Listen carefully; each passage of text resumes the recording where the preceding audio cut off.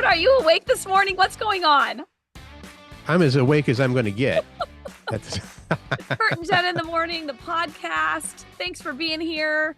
Make sure you like, subscribe, love, comment.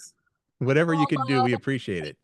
We appreciate all the likes and all the love. And today we have a lot of fun things to talk about. It's like you were particularly interested in this because you do have a child that's still in high school. Jen, you wanted to know how many minutes do teens spend on their phone each day while at school? That's the key, while at school. Also, should we bring back dangerous playgrounds? Yes, we should. That was in air quotes for those of you listening and not looking at Curt. We should? Facebook Okay. is of legal drinking age today, so we're going to just go through a few things that you should never post. Some of them are a little obvious, but just reminders. Buffy the Vampire Slayer. Buffy the Vampire Slayer is back. And also, we get your comments on our question of the day from yesterday. What's the most random thing in your junk drawer? Okay, looking forward to it. Here we go. All right, we're kicking it off with how much time do teens spend on their phone each day at school. So there was a new study that found an average teenager spends 92 minutes on their phone each day. It represents 27% of their daily phone time, which is just over 5.5 hours per day, which seems and how many excessive. 92 minutes. How many minutes are there in a school day? That seems like you said, that's about a third of their total daily phone. Wait, okay, what I want to know is how much that time is taken away from what is the total amount of time that there is in school, period. 30% of their daily phone time. 90. So, okay, wait. They're in school about 7 hours a day. Okay. Maybe a little less, 6.5. Right. And so that's an hour and a half, give or take. Yeah. That's a lot of time. That seems like a lot. Does that seem like a lot to you? Yeah, and here's the thing, I was like going on and on when I was reading that Anxious Generation book. Remember when I was talking about that? I had it in several podcasts because it was like top of mind because I was listening to it during those like when we were doing those podcasts. And the author who does this for a living, who researches like the effects of social media and the phone and all those types of things, said, here's how to fix it. One of the ways to fix it, eliminate phones from school. And my daughter is freaking out that they're actually talking about that. And I'm like, I support it. And she's like, how am I supposed to contact you in an emergency? I'm like, the school will get a hold of me. We did this. I grew up just fine without a phone at school. For decades and decades and decades, and probably centuries, schools did not have the ability to have phones in them. So, and yeah, we made it by. I think I'd like to know, interestingly, when Macy says that, how often she does actually use her phone to call you for an emergency. Well, I mean, that was just her thing. She had a couple things. I'm like, honey, you know what? If they decide to not have phones in schools, it's going to be okay. We're going to be just fine. No, it's not. It's not fine. I won't be able to get on my Instagram account. We have to say happy birthday to Facebook. And I think when we first started talking about this, I was taken, and I think you said as well, Jen, by the fact that it seems like that's longer than I thought FaceTime had been around. Facebook, yeah. Yeah, Facebook, right. So if you had said it's Facebook's 15th birthday, I would say, yeah, that sounds about right. But 21. So Facebook, officially an adult. Congratulations. Facebook can drink now. Okay, so here's what they did. On for their 21st birthday, there was an article that's like 21 things not to post. We are just going to give you a few of those things of what never to post on Facebook. And like Curt, you said, some of these are so obvious. Like, don't post anything illegal that's going to incriminate yourself. Right. Don't put things like your home address, your driver's license. Apparently, a lot of younger people do their driver's license up there. And embarrassing pictures of other people. They might not think it's funny. And remember, the internet is forever. Right? Right. Yeah. I mean, so that goes along with like just photos of like you being at crazy parties or you not fully clothed.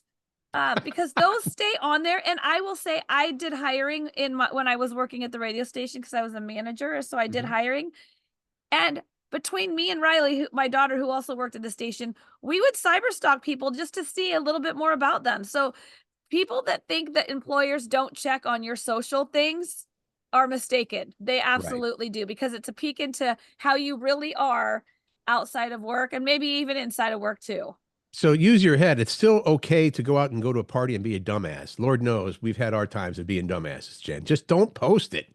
But Yeah. the mentality seems to be though, well, if you don't post it, it didn't happen. If people can't see it, it's like that. Come on, man. Don't be dumb. Also, they say don't put up things like the name of your kid's school. Yeah, I guess it's And for safety things. I put that on there, Curt, because I'm guilty of that. I didn't like I take their first day of school photos in front of the school sign and post it.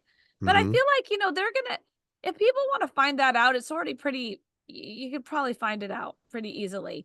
I And think I that did not know this. Do not post photos of your keys because people can duplicate them just from a photo now. God, Did you know that? unbelievable. I think this is a general overall good thing to do. It says don't post anything you wouldn't want your grandma to see because grandmas make up like 95% of Facebook's user base now. I think that's a good, just, keep that in mind. Would grandma want to see this or grandpa? Well, maybe grandma. Grandpa's like, yeah. Yeah. All right. Those were just some fun things, fun reminders. And I learned something new because I didn't know you could make a copy of a key just from a photo. Unbelievable. Uh, Fans of Stranger Things, the Byers house, Byers house from Stranger Things, season 4 is for sale. Okay. Okay. So if you're a fan, I put this up here for a purpose, and it'll be made clear very soon. I put this up here so I could do a joke. Okay. Okay. Uh, I can't wait, Curt.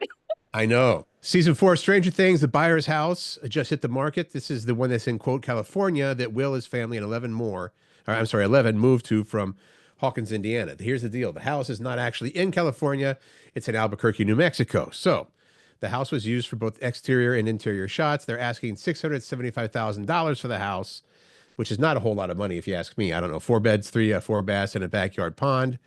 Looks like a pretty nice house. But if you do buy it, like you said, it's not in California. It's in Albuquerque, New Mexico, which soon will be Albuquerque, New America once they rename it. But bump. Oh, that was the joke? I'm sorry. I was going to go. No, I I'm was kidding. waiting for it, and I knew as soon as you It said was that. it was so bad. I was like, I just got to go ahead and do this. I'm not going to say I'm anything. rolling my eyes, and my brain looks great. Thank you, Jen. You've heard people talk about these ice baths, right? And you've probably seen, particularly athletes. That's how the whole thing started, but now it's turned into this big thing on social media that Right. everybody's doing the ice bath, the polar plunge. It looks miserable. And they, like you said, they turned out from like an athlete's recovery tool into a mainstream wellness trend. So here's the thing I found about this story. Researchers found that while cold water immersion may offer some health benefits, they are highly time dependent and context specific, which I was like, well, what does that mean? Cold water immersion has been extensively researched. And despite its growing popularity, not that much is known about its effects, like on the general population and stuff. So people are seeking out ice baths for immediate stress relief because they saw athletes do it or whatever. Research shows that the significant stress reduction only occurred 12 hours after you take your ice bath. So, After, not during, after. yeah.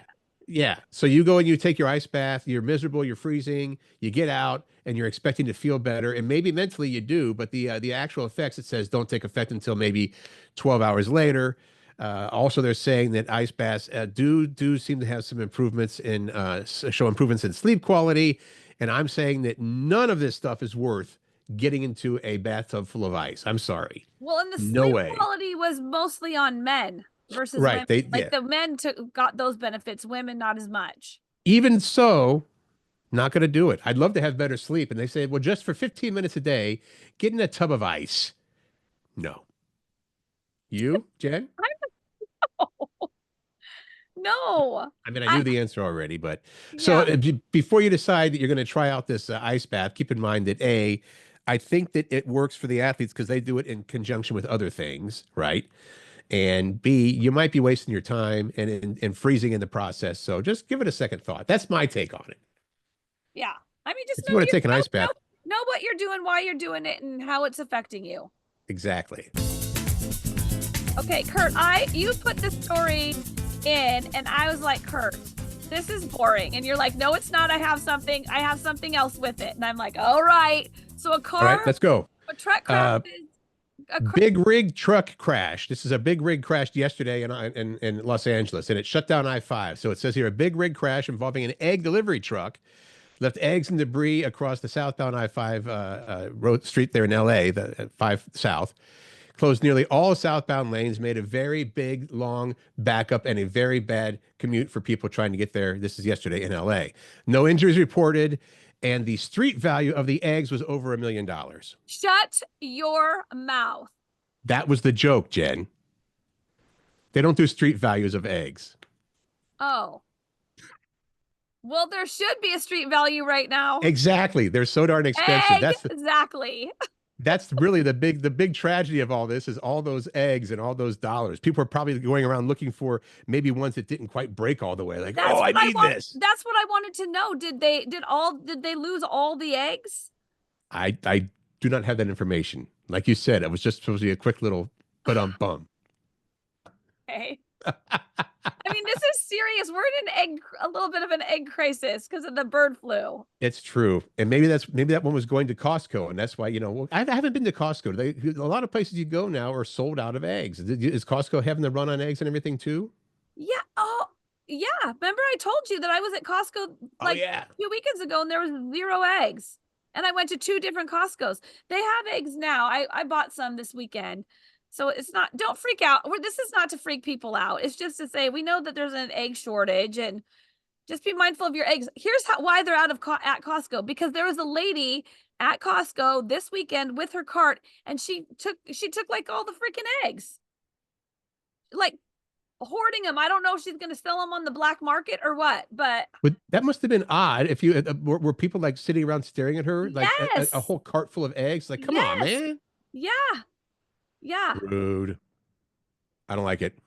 Can I give you a side note? Yeah. I was at Bartell Drugs, which I don't know about you. I love Bartell Drugs. They got bought by Rite Aid. Mm-hmm. And Rite Aid has had their problems. I went into the Bartell Drugs that was near my house in Canyon Park, and Curt, the shelves, it was like empty. Like, what?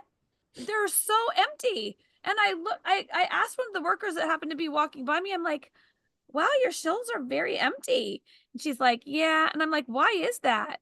And she just said, she's like, well, we got bought out by Rite Aid. The same thing applies to the Bartells that I go to. And again, it used to be nice to go there. They were local, right? Locally owned and everything until relatively recently. The one that is closest to me is at Seattle Hill Road and 132nd. And I said the same thing. The shelves I was like, are you guys going out of business? Right. What's going on? I mean, because literally, and they said, well, blah, blah, blah, some sort of standard answer. But I wonder if it's not because, CVS stores are locking things up. So they don't have these, snatch and grab and run, type of people that are stealing things. I wonder if they say, well, if we don't have as much stuff out in the shelves, maybe they do have all the stuff. They're just not putting it out for everybody to see. No, I'm wondering. I don't think that I don't know, maybe, but it made my heart very sad. It certainly looks like they are going out of business. I don't know. We'll have to see. But I'm still a very big fan of the Bartells, even with the Rite Aid thing. Yes, I do hope that they do fine. They do okay. Buffy's back. Did you watch Buffy the Vampire Slayer? No. Okay. It wasn't my jam. But tell me, did you? Occasionally. It wasn't my jam. I like that. Trying to use a hip phrase that I don't even know what it means. I'm kidding. If you were a fan of Buffy, she is back. According to Hulu, they are nearing a pilot order at Hulu. According to sources, the sequel will focus on a new vampire slayer, but Sarah Michelle Gellar, Buffy, will have a recurring role. There is no word what the new show will be called or if there's any other returning actors. Why wouldn't it be called Buffy? It better be called Buffy. Or it better not be called Buffy if Michelle's not coming, or Sarah Michelle Gellar's not coming back. Then how does it? Well, then the headline that says Buffy the Vampire Slayer is back is a lie. I feel like maybe we're tricking people, or they're tricking us. The original series ran from 1997 to 2003. And here's a fun fact. Did you know that Dolly Parton was involved with Buffy? She is a producer through her production company, Sand Dollar, which produced it. I didn't know that, and I love that. Okay. I love it. Is that all there is for that story? That's all there is. I think so.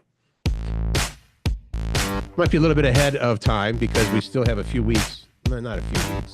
What do we got? Until 10 days until Valentine's Day. Yeah. Do you have something special planned for Dana? If I did, do you think I would tell you? No.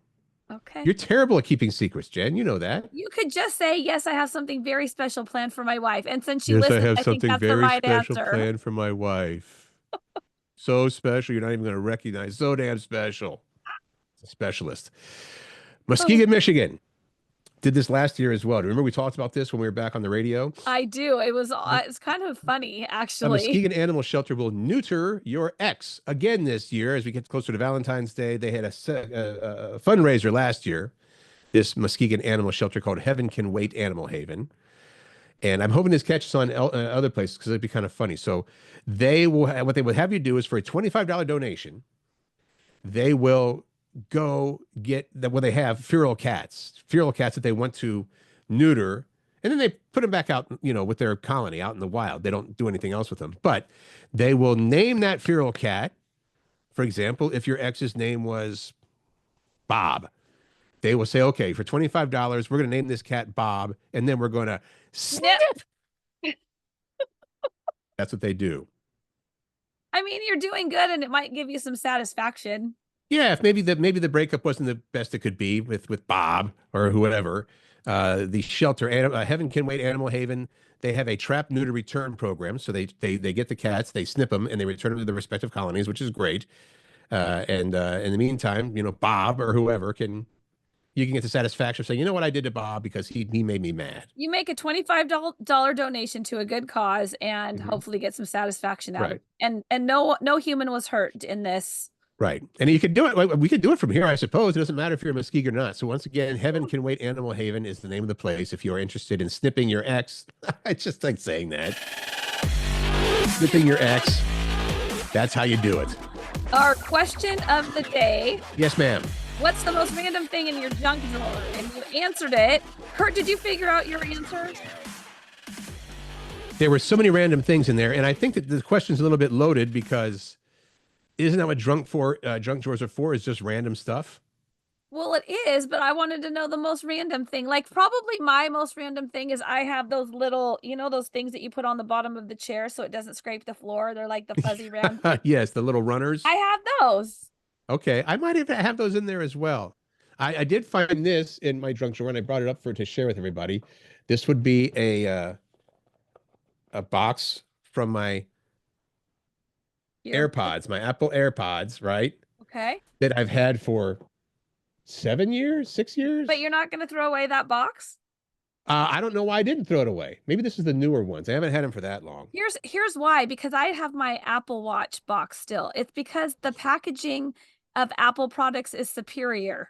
It's funny. You feel like I shouldn't throw this away. This is incredible. This packaging is bomb diggity. Look at this box. I can't get rid of this thing. That's kind of funny. Yeah. And I think a lot of people feel that way for some reason about the Apple boxes in particular. They do go to great lengths to protect the stuff inside. Okay. Random things in your junk drawer. Corey said rechargeable hand warmers. Nicole said glasses for cutting onions. Oh, right. So that your eyes don't get watery. I like it, Nicole. Right. Debbie said, well, this is Debbie Lance, right? From Lance Sellers, flip-flop wine glass coasters. I just love the fact that exists.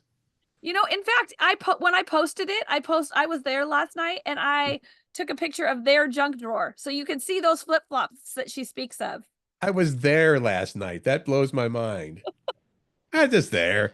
Randy put up a picture. He says, I don't even know what this is. To me, that looks like some cookie dough ice cream or cookie dough rather.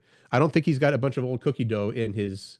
Does that look like cookie dough? I don't know what it does look like. Yes. Plastic cookie dough is what it looks like. Heather says a fishing lure and a locomotive engine key. I love that, Heather. Meredy said a book of matches from Daniel's broiler. Okay.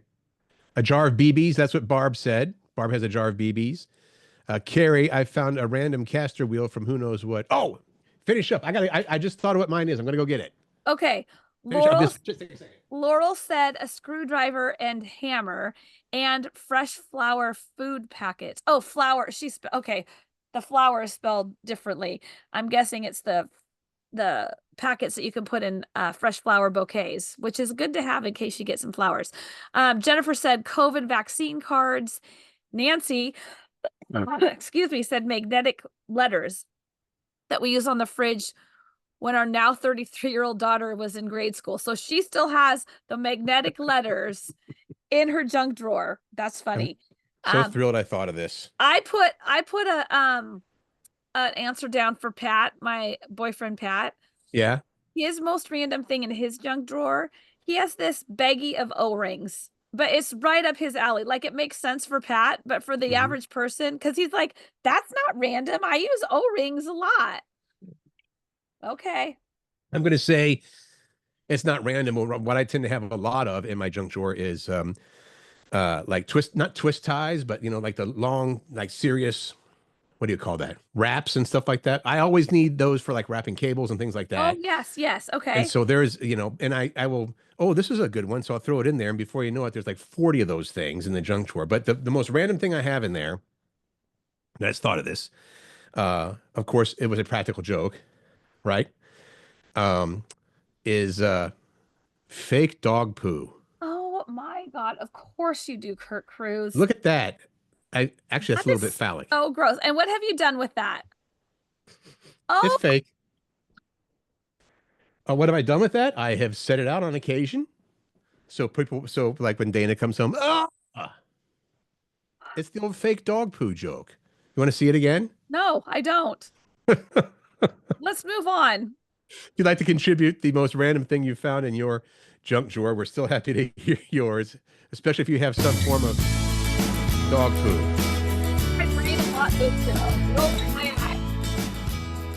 You can't be an effective practical joker if you don't have some fake dog poo around, Jen. Come on. I would imagine not. Concert coming, and this is not the first year they've done this. It's actually a few years that it's been here. This is the Willie Nelson Outlaw Festival Tour. 35 dates. They just announced this. Goes May through September. Curt, I saw this and I was excited about it until we read more, because I saw Turnpike Troubadours on the list. Excuse me. And that's one of Pat's favorite bands. And I was so excited. I'm like, oh my God, I'm going to try to figure out how I can get tickets so that he can see his favorite band here in Seattle. But it's just, they're like special guests that pop in during different parts of the tour. Right. The Troubadours are not on this. The Seattle, well, it's the Gorge. It's going to be Sunday, May 25th at the Gorge in George, Washington. Yes. Pre-sale tickets are available now.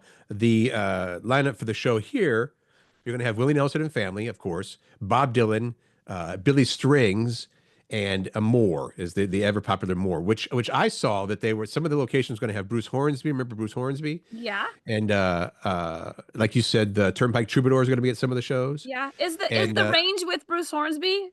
Well, it's not the Range anymore. It's Bruce Hornsby and something else. Oh, I did not know that. Still Bruce Hornsby. And I apologize, but just in case people don't know, both Jen and I are fighting colds right now. So apologies for the snottiness and stuff like that. There's a band called Trampled by Turtles, which is also playing at some locations. You just wanted to say that name. I would go see that band just based on the name. You're correct. Just so I could have a Trampled by Turtles t-shirt, I think. If you want to find out more, again, the show here in Seattle or in George, Washington, is coming up on May 25th of this year, right? And tickets are in pre-sale right now. There's no sale for tickets. It'll still be a great show, too. Bob Dylan? Are you kidding me? Billy Nelson and Bob Dylan will be at every one of those shows. Jen, this is one that you actually sort of commented on. I was surprised to hear your comment. It's discussion, a story here about, it says, forget soft spaces. Should we bring back dangerous playgrounds? Now, when you say dangerous playgrounds, you and I, Jen, while we're not ancient, we are of a certain generation that playgrounds were built on either asphalt or concrete. Well, and we had that merry-go-round that was so fun. And dangerous. Wow. Lots of metal, lots of sharp edges, occasional rust, very hard surfaces.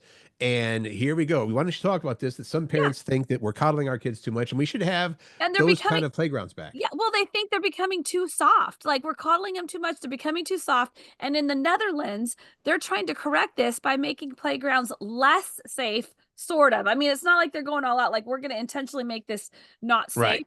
They're just saying, let's bring back some of the really fun things that will get kids' interest for outdoor play, like places to climb, play with water, and I don't know this part about it, fire. I'm a little concerned about that. Right. Sword fighting with sticks, build with hammers, ropes, I don't know about the knives, probably fake knives. Wrestle and fall, like do riskier things in these spaces to make them less boring, because they said what's happening is kids are sitting inside being less active because playing on their devices is more exciting than finding outdoor adventures. Right. And not only that, and this is, I know you try to protect your kids as best you can. There's something to be said for them learning lessons but through making mistakes. Like I can remember distinctly living in Cincinnati, 7 years old. I had a toolkit with an actual saw, not like a power saw, but it had a saw and a hammer and all that kind of stuff. And I thought I was intrigued as a 7-year-old. What would it be like to chop down that little tree that my dad had planted? I mean, and I got in a lot of trouble, by the way, just so you know. But the saw got some use, and I learned about chopping down trees. I also learned about being grounded for a couple of weeks. So the point being, yeah, you don't want the kids to put themselves in harm's way. However, um, going back hundreds and hundreds and thousands of years, that's how people learn. Oh, I put my hand on a hot stove. I'm not going to do that again. Here's the thing. One mother says risk-taking play can be a good thing because it's learning about boundaries. Someone else said rough playing might lead to bumps or cuts, but it helps kids make social contact and to learn to deal with risks. So there's a little And bit, I'm 100% on board. Let's go. right. Well, I don't want to take this to a completely different angle where what they're saying now is basically they're saying, get kids outside to play. But yeah, we don't want them to get hurt. And you can't argue. I mean, because you take it further than that. We rode in the back seat of a station wagon with no seatbelts. We rode in the back of pickup trucks. We rode our bikes without helmets and stuff like that. But I mean, because they didn't exist. There's advances that we know and things that we now know where we're making kids safer. I mean, I believe that you should wear a bike helmet. I believe that you should wear your seatbelt. Absolutely. It's just other stuff. Okay, we're good here. We're good here. Thank you. All right. Guess what happens on Sunday? This is Super Bowl commercials I love so much. Let me preface this by saying, and I don't want to offend anybody here. Actually, I don't care. I could not be less interested in the Super Bowl this year. I honestly cannot think of. I mean, there's probably that's the general consensus, unless you're a big fan of the Chiefs or the Eagles. Everybody's saying that. It's like in general, I'm not a fan of East Coast teams because we're West Coast. West Coast. Don't you need to do like the W, like the West Coast? I thought that was for Washington, but we'll go with West Coast. We can own that for that as well. All right. Yeah. So I'm not interested in the Chiefs win again because this will be and good for them that they're so good, but that makes for a boring Super Bowl. No interest in the Eagles whatsoever. That being said, it might be worth watching the thing just to see all the cool Super Bowl ads. Well, but you can see them before it even airs. So why do you need to even spend time on the game? There's been a lot, yeah, and that I actually kind of wonder about that. It used to be kind of fun to wait for the game, and now, of course, you can see everything in advance. And we're going to share a few of them with you here. The latest batch of Super Bowl commercials. Just got a couple. First of all, you're going to want to watch for the Coors Light spot. They decided to forego, and of course, how much did you say? Was it 7 million for a 30-second spot? 7 or 8 million, yeah. So they've decided at Coors Light, not going to have any celebrities in our commercial for the Super Bowl. We're just going to have sloths. Sloths. Man, we sound miserable, don't we? It's pretty brilliant. I'm not going to lie.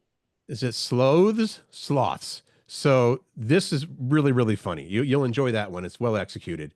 I have a little bit of the audio from this one. It's all about the Mondays, like the case of the Mondays. That's right, because Coors Light now has an actual case of the Mondays. It is really a brilliant ad for them, especially because people feel like a sloth the day after the Super Bowl. Okay. Sounds like somebody's got a case of the Mondays. Yeah, that's where that came from. How about the Haagen-Dazs ice cream decided they tap into the Fast and Furious theme, and they got Vin Diesel and Michelle Rodriguez and Ludacris for their spot, which goes a little bit like this. Here's the Haagen-Dazs one. Hey, what happened to Fast Life? Not today. Are y'all kidding me? Yeah. I can't believe they let us back in this. And so as fast as it was, or fast and furious as it's supposed to be, it was not. They're not today because I'm eating Haagen-Dazs. Right. Like and it? Chris, it was all right. I've never seen a Fast and Furious movie, so I guess I don't appreciate it as much. Maybe I thought it was just okay. Then there's a commercial for Meta that features Kris Jenner scolding Chris Hemsworth and Chris Pratt. It's for its new AI glasses. Is she being scolding them for being Chris's? No, the premise is that they're in a museum with their glasses, with these meta glasses on, right? And there's that banana on the wall. Oh, that guy. And the guy asked one of the Chris's, I forget which one, said, what am I looking at? And then AI comes on and says, or Meta comes on and says, you're looking at comedy worth whatever millions of dollars. And it's the banana duct taped on the wall. And the next scene is the other Chris eating that banana. Oh. and the Chris is like, do you know you're eating a however many $1 million banana? 12? Anyway, then they're trying to find a banana to replace it, blah, blah, blah. This is a fun one for Hellman's Mayonnaise. It brings Billy Crystal and Meg Ryan as Harry and Sally back together I again. saw this. This is going crazy on social media right now, and I freaking love it. I can't believe they let us back in this place. Why? Hello? Nobody remembers that. What's happening? There we go. Oh my gosh. Oh, boy. So good. Oh, yes. Lunch and a show, huh? How about that? I'll have what she's having. There you go. It's all about it's Hellman's Mayonnaise. Also a brilliant commercial. Love it. So plenty more where that came from, but I think those are certainly that Hellman's one and the Sloss one are a couple of my favorites already. So keep an eye out for those on Sunday or go watch them early. All right, I'm just going to wrap this all into one. This is also our question of the day for today.